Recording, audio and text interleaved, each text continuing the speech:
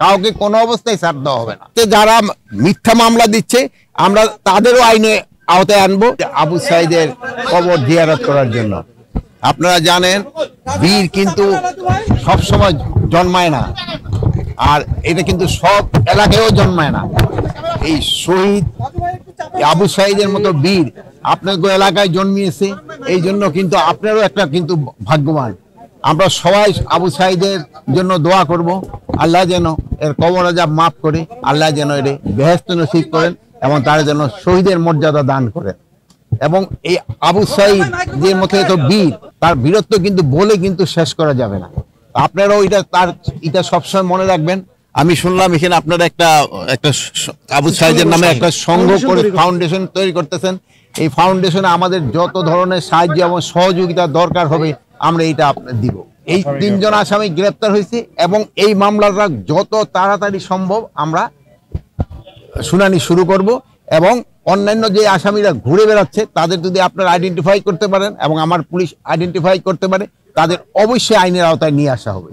কাউকে কোনো অবস্থায় ছাড় দেওয়া হবে না, কাউকে কোনো অবস্থায় ছাড় দেওয়া হবে না, কাউকে কোনো অবস্থায় ছাড় দেওয়া হবে না। এখানে কোনো অস্থিতিশীল পরিস্থিতি তৈরি হয় নাই। পার্শ্ববর্তী দেশের মিডিয়া আমগো সম্বন্ধে অনেক মিথ্যা প্রচার করে, যেটা একমাত্র আপনারা এটা করতে পারেন, কাউন্টার করতে পারেন, যেহেতু আপনারা সত্যি ঘটনা প্রকাশ করে এদের এই মিথ্যা প্রচারটাকে আপনারা মিথ্যাটাকে বন্ধ করে দিতে পারেন।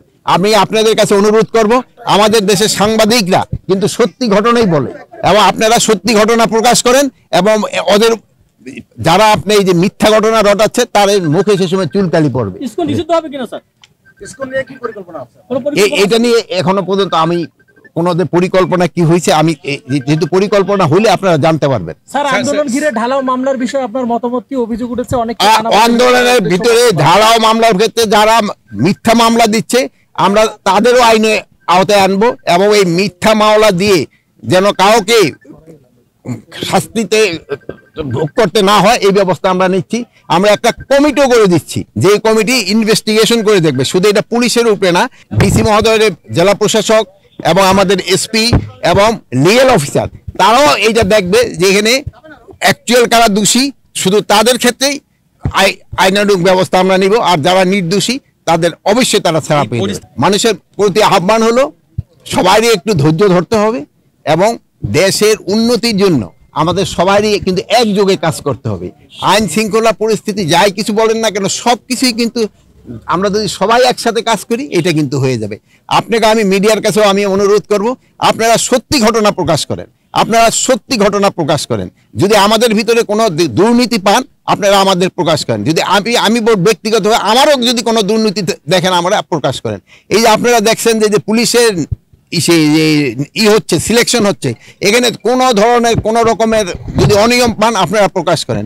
আমি এসপি সাহেব আছে জিজ্ঞেস করেন, দেখেন আমরা কারোর জন্য একটা রিকোয়েস্ট করছি কিনা অমুকের নাও, আমরা চাচ্ছি একটা ফেয়ার সিলেকশন হয়ে যাক। আপনারা আগে সবসময় বলছেন যে পুলিশের ভর্তি বাণিজ্য, কিন্তু এবার কিন্তু কোনো ধরনের বাণিজ্যের কিন্তু আপনারা এখনো দিতে পারেন নাই। যদি কোনো রকমের বাণিজ্য হয়ে থাকে আপনারা জানান, আমরা তাদের এগেইনস্টে অ্যাকশন নিব।